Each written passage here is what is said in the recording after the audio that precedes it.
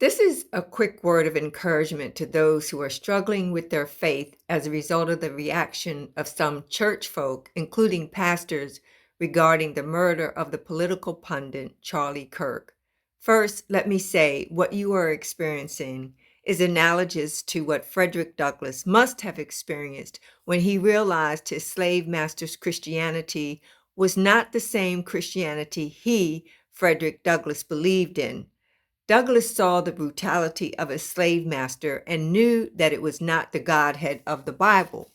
And that realization kept him grounded in his faith and able to accomplish great things for the Lord.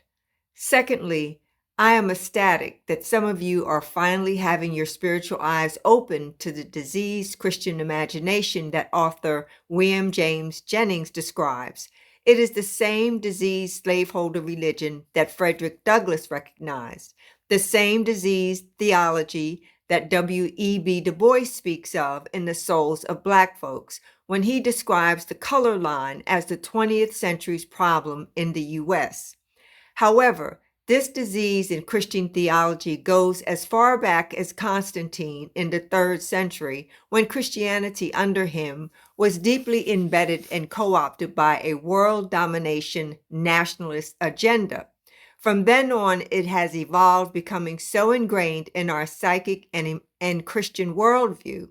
As Christianity became the religion of Rome and spread, it adopted the moral high ground and convinced themselves that heathens, especially blacks, needed saving, but could not rule themselves because of their depravity.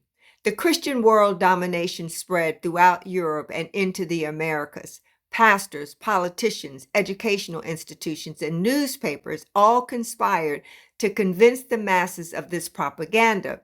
Fast forward to the early 1980s, then candidate Ronald Reagan and Pastor Jerry Falwell, along with right-wing think tank the Heritage Foundation, began to convince the Christian community that the most existential threat to America was abortion, communism, homosexuality, and the lack of prayer in the schools.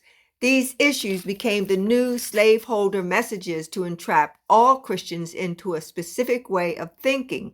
The Christian conservative moral high ground agenda enabled their political agenda to be perpetrated and infiltrated within this country. It was based on fear, not love. It was a response to the civil rights gains of the 1960s and 1970s.